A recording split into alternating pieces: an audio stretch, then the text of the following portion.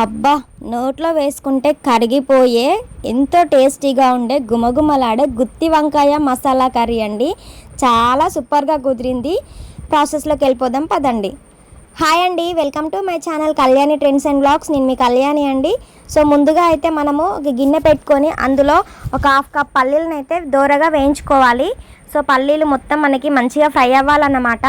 So ఇలా fry అయిపోయిన తర్వాత వాటిని తీసుకొని పక్కన పెట్టేసుకోవాలి.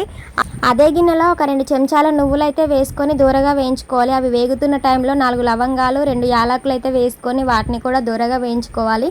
వాటితో పాటుగా పల్లీలను కూడా మళ్ళీ అయితే వేస్తున్నాను అనమాట. సో ఎందుకంటే నువ్వులు చిటపటలాడుతున్నాయని. సో అలా వేయించుకొని పక్కన పెట్టుకున్న తర్వాత అదే గిన్నెలో ఆయిల్ వేసుకొని ఒక 2 ఉల్లిగడ్డలు అయితే అందులో అయితే వేసుకోవాలి.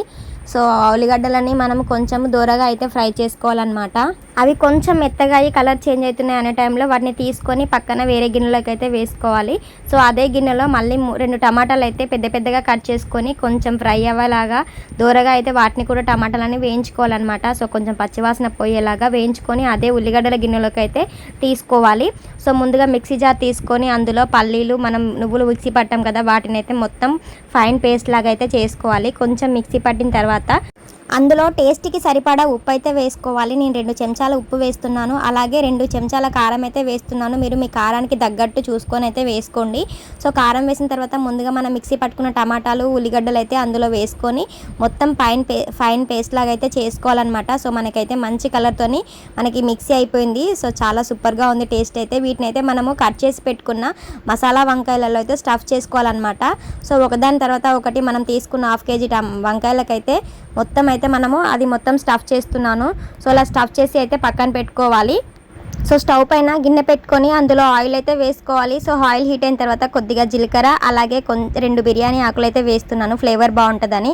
ఆకులు వేసిన తర్వాత పచ్చిమిర్చి ఉల్లిగడ్డ అలాగే కొంచెం కరివేపాకు అయితే వేసుకొని మంచిగా ఫ్రై చేసుకోవాలి. అవి ఫ్రై అవుతున్న టైంలో 1/2 టేబుల్ స్పూన్ పసుపు అలాగే 1/2 టేబుల్ స్పూన్ అల్లం అయితే వేసుకొని మొత్తం అయితే మంచిగా ఫ్రై చేసుకోవాలి. సో అల్లం వెల్లుల్లి పేస్ట్ పచ్చివాసన పోయేంత వరకు ఫ్రై చేసుకున్న తర్వాత ముందుగా మనము స్టఫ్ చేసి పెట్టుకున్న వంకాయలని ఒక్కొక్కటిగా అందులో అయితే వేయాలన్నమాట. సో మొత్తం అయితే ఈ వంకాయలని అందులో ఒక్కొక్క దాని తర్వాత ఒకటైతే వేసుకొని మంచి కలర్ వచ్చేంత వరకు అయితే వాటిని దూరగా ఫ్రై చేసుకోవాలి సిమ్లో పెట్టుకొని. సో ఇలా ఫ్రై చేసుకుంటే టేస్ట్ అయితే మస్తు ఉంటుంది. సో అవి అందులో వేసి ఫ్రై అవుతున్న టైంలో మనము ముందుగా ప్రిపేర్ చేసి పెట్టుకున్న మిగిలిన పేస్ట్లో అయితే కొంచెం వాటర్ అయితే యాడ్ చేసుకోవాలి. సో వాటర్ యాడ్ చేసి మళ్ళీ పక్కన పెట్టుకోవాలి. ముందుగా ఈ వంకాయలని అయితే ఒక్కసారి మొత్తం కలుపుకుందాం అనమాట. విరిగిపోకుండా నీట్గా నెమ్మదిగా వెనకకి ముందుకైతే వేసుకుందాము. ఇలా కలుపుకుంటే వంకాయలు మొత్తం అయితే మనకి ఫ్రై అయిపోతాయి అనమాట. టేస్ట్ బాగుంటుంది. సో వంకాయలు కొంచెం బ్లాక్ కలర్ నుంచి లైట్ కలర్కి వచ్చేంత వరకు అయితే మంచిగా ఫ్రై చేసుకోండి. కలర్ అయితే మొత్తం చేంజ్ అయిపోయినాయి. మనకి హాఫ్ వరకు అయితే వంకాయలు అయితే బాయిల్ అయిపోయినాయి అనమాట. సో ఇలా బాయిల్ అయిపోయిన తర్వాత మనమైతే ముందుగా ప్రిపేర్ చేసి పెట్టుకున్నాం కదా అదే పల్లీల పేస్ట్ అనేది, అందులో కొన్ని వాటర్ వేసి అయితే పక్కన పెట్టుకున్నాం కదా. ఇక్కడ వంకాయలు ఉడికినాయా లేదా అన్నీ అయితే చూసుకుంటున్నాను. సో మంచిగా అన్నీ అయితే ఫ్రై అయిపోయినాయి అనమాట. కొంచెం అడుగంటుకుంటుంది అనే టైంలో మనము తీసి పెట్టుకున్న మిశ్రమం పల్లీల పేస్ట్ అయితే అందులో కొంచెం వాటర్ కలిపి వేసేసుకోవాలి.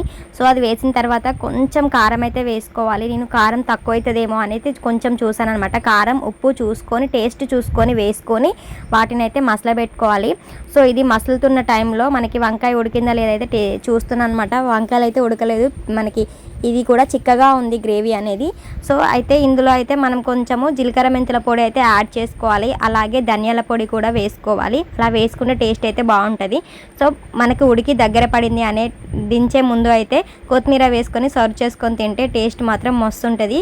ఇంకెందుకు ఆలస్యమండి, మీరు కూడా ట్రై చేసేసి రెసిపీ ఎలా ఉందో నాకైతే కామెంట్ చేయండి. వీడియోకి అయితే లైక్ చేయడం మర్చిపోవద్దు. ఉంటా మరి మరొక మంచి రెసిపీతోనైతే మీ ముందుకు వచ్చేస్తా. Thanks for watching, bye.